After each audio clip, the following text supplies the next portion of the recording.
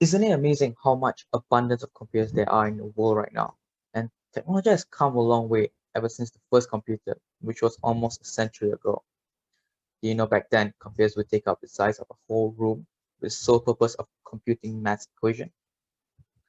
Arthur C. Clarke, a science fiction writer, made a bold claim in 1974 that one day computers will allow people to work from home and do all sorts of intricate tasks. You wouldn't believe if you came from that generation. Coming to present day, we now have computers that are portable, compact, but there are also another spectrum of computers now taking up to sizes of warehouses. But the computational task is much more complicated for tasks like weather forecasting, molecular modeling, quantum mechanics, and etc. NEMO is a physical modeling framework of ocean circulation developed by the European Consortium with the objective of conducting research activities in ocean and climate science over a wide range of space and time. A physical model that computes mixing, dissipation, fluxes, integration, and all sorts of ocean-related equations. NEMO, being a world-leading ocean model, will need to adapt to high-performance computing architectures to make breakthroughs in model-to-time solution. As you can see, the table of resolution and timing result that with the higher level of resolution, the amount of computing needed would be more demanding and the rate of performance drop when compared with the lowest resolution, which is 1, as to the highest resolution, which is 25. It becomes night and day. This is due to the fact that the output file is an array-oriented data format, which is used in scientific data. In supercomputers, there's the ability to distribute work onto multiple PCs, which allows distributed computing.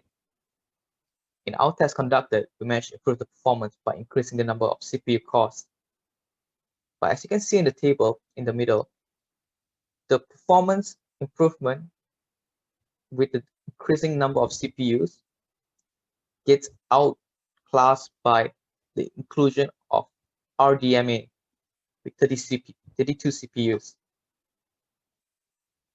So even so, the performance gain has still much more room to grow. Thus comes our proposed solution, which is applying super resolution to utilize low resolution input to be trained with our deep network to upscale its resolution to a high dimension with an architecture that has a generator and a discriminator. The goal of the generator is to produce a high resolution result as close as possible while only given a low resolution input. The discriminator acts as a detective, which will try its best to differentiate the generated output as fake or as real as best as it can.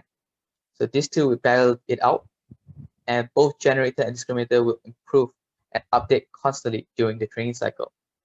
So the generator will keep repeatedly trying to mask itself as a real high resolution input, and the discriminator goal is to identify that this input, whether it's considered as a high resolution dimension input or a low resolution. So the output result is as shown for a shortwave radiation on the right hand side. For example, what a generator would produce from a given low resolution input. So as a result, with our implementation, we can achieve a result as close to identical high resolution approach with less complex computation. This in turn will allow the scalability of simulating a larger region of space, thus reducing the computation time and further progress the growing demand of scientific research. That's all. Thank you.